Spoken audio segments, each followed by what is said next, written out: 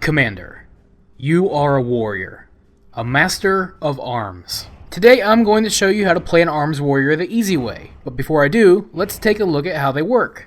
The arms warrior style of combat comes in a number of phases. Quite frankly, it sounds a lot more complicated on paper, so in this video, we're going to take a look at the very basic rotation. The entire rotation is built around the ability Colossus Smash, which is your #1 priority. Colossus Smash puts a 6-second debuff on your target, allowing you to bypass their armor with every attack. Colossus Smash has a 20-second cooldown, so you'll be able to do this once every 20 seconds, but it's a good idea to save up at least 60 rage before you activate it. When the Colossus Smash debuff is activated, your rotation will follow the following priority: Mortal Strike, Thunderclap, if you've taken the Glyph of Resonating Power, and Whirlwind.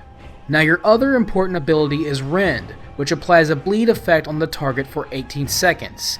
During the Colossus Smash phase, this is not a priority. Unless you have no other abilities available, then you can refresh the debuff.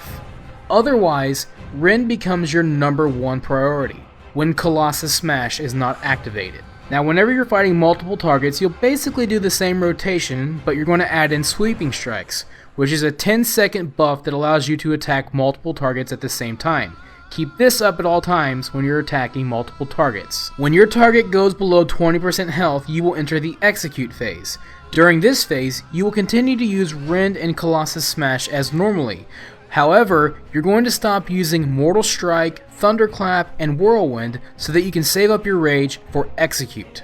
And that is a very basic rundown on how to play an arms warrior. It sounds very complicated with all the phases, but when you look at each phase separately, it's not so bad. It also might change slightly depending on which talents you use, but I think you're smart enough to fill in those gaps yourself. However, if you're still having trouble with the rotation, I might have a way to make things a little bit easier for you, but just keep in mind that this method is not for min-maxing or for hardcore raiding. This is for casual players, especially for people with disabilities like myself. You will need a mod called Gnome Sequencer, which can be found on WoW Interface. There will be a link in the description below, so download it, unzip it, and place it in your add-ons folder. Now to make things easier, I have provided a file containing all of my macros designed for Gnome Sequencer. You can find a link to it in the description below.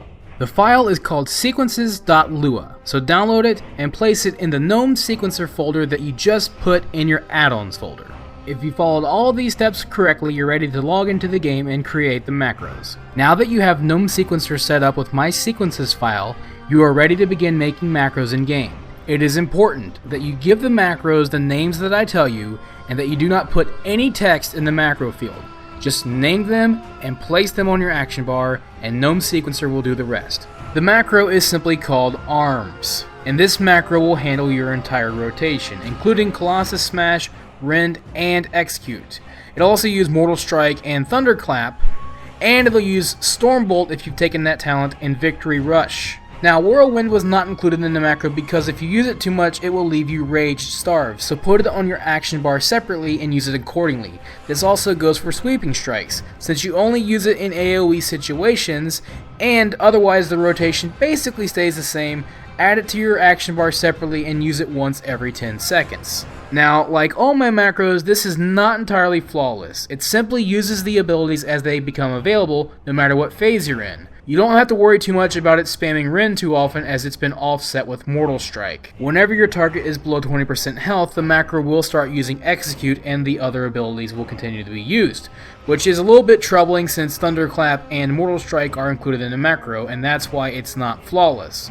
However, it will help you out until you can learn how to follow through the rotation normally, which is what it's designed for. And since the phases aren't all that different and most of the warrior's abilities have cooldowns, the macro actually does pretty well. And that's a basic rundown on how I play an arms warrior, so if you're interested, feel free to give it a try. So if you enjoyed this video, let me know by hitting that like button, and if you found it informative, perhaps you'd like to inform your friends by sharing it with them. And don't forget to subscribe if you'd like to see future videos on this channel. Thanks for watching, have a wonderful day, this is TheKephas, until next time.